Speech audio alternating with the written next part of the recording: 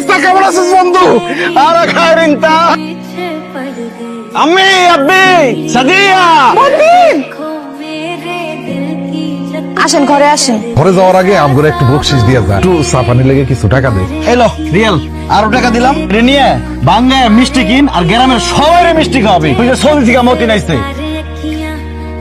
এই যে স্বর্ণের কানের দুল পরে দেখো কেমন লাগে। আচ্ছা, আপনি বিদেশে আইছেন ভালো কথা, তাই বলে সবার জন্য এত কিছু নিয়ে আইতে বকেন? আমি সৌদি থেকে এত বছর পরে আসছি, সৌদিতে 2000 টাকা কামাইছি, আমি আমার মা বাবা বোনের জন্য আনবো না? চাচা আপনারা এখানে তো দেখতে সব ছোট ছোট মাছ, বড় মাছ নাই? একটা মাছ ছিল, এটা এই সিদ্দিক ভাই নিয়ে গেছে। কত যাচ্ছেন? 500 টাকা দাম দিছে। মাছ ফেরত লন, 500 টাকার জায়গায় আমি আপনার 1000 টাকা দেবো। এই সিদ্দিক ভাই, এই আপনার ব্যাগটা দেন। এই, আমি কিন্তু পুরোপুরি রেডি হয়ে গেছি। হলো, আজকে অনেক দূরে ঘুরতে যাবো। আরে দাঁড়াও, আব্বাই গেছে চেক নিয়ে ব্যাংকে, টাকা নিয়ে আসো তারপর ঘুরতে যাবো। টাকা ছাড়া ঘুরে কোনো মজা নাই। মতিন, ঘরে আসিস রে? আব্বা আসো আসো, দাও টাকা দাও। আমি তো ব্যাংক থেকে টাকা তুলতে পারি নাই, তুই ফোন করে দেখ। এই আমার আব্বার একটা 50,000 টাকার চেক দিয়ে পাঠাইছিলাম, টাকা দিলেন না যে?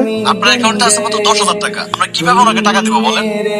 কি ব্যাপার, কি হয়েছে আপনার? আমার অ্যাকাউন্টে নাকি মাত্র 10,000 টাকা আছে। আপনার অ্যাকাউন্টে কয় টাকা ছিল? 6-7 লাখ টাকার মতো। বিদেশতে বাড়িতে এসে আপনি এমন ভাবে টাকা খরচ করছেন, আমি তো ভাবছি কোটি কোটি টাকা ইনকাম করে আইছেন আপনি। মাছ মাংস কিছু রান্না করো নাই? না আম্মা, মতিন আসার পর থেকে মাছ মাংস খাইতে খাইতে এমন অভ্যাস হয়েছে, এখন তো মাছ মাংস ছাড়া খাইতেই পারবো না। ভাবি আমিও মাছ মাংস ছাড়া ভাত খেতে পারবো না। আমার জন্য একটা মাছ ভাজি করে নিয়ে আসো। আবার মাছ পামো কই? ফ্রিজে তো মাছ মাংস কিছুই নাই। মাছ মাংস ফ্রিজে নাই মানে? মাছ মাংস ফ্রিজে কেমনে থাকবো? আমি তো গত 2-3 দিন ধরে বাজার করতে পারতেছি না। কেন? ও বুঝছি, বউ বেশি খাই দিছে না, বাপমারে বেশি খাওয়া ফেলাইছো, এই জন্য বাজার করছ না।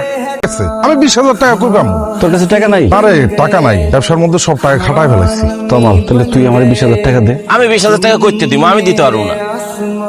তো যেহেতু টাকার দরকার, হোন্ডাটা বেচা দি। তাছাড়া তো আর কোনো উপায় নাই। তোর কাছে কি কোনো হোন্ডা কেনার পার্টি আছে? তোর যেহেতু টাকা দরকার, হুন্ডাটা আমি কিনে রাখা দিব, কোনো সমস্যা নেই। তুই না একটু এগুলি, তোর কাছে কোনো টাকা নাই, তাহলে হোন্ডা কিনবি কেমনে? ভাবছি আব্বার কাছ থেকে টাকা ধার নিব। এখন হুন্ডাটা কত হয়েছে কো? তোর কাছ থেকে তো কিনলাম 1,20,000 টাকা দিয়ে। 1 লাখ টাকা দিস? তোর কি মাথা খারাপ হয়ে গেছে? 50,000 টাকা দিব, হুন্ডাটা দিয়ে দে। কি কস কামাল? তোর কাছ থেকে তো হোন্ডাটা কিনলাম 1,20,000 টাকা দিয়ে, তুই 50,000 টাকা কস কোন বুঝে? আরে কামাল তো 50,000 কইছে, অন্য কারোর কাছে বেচতে গেলে 30,000 টাকাও দাম পাবি না। বিপদে পড়ছি তো, কি আর করার। ঠিক আজকে বন্ধু বান্ধব চিনলাম। কামাল, টাকাটা দিয়ে হোন্ডাটা নিয়ে যা।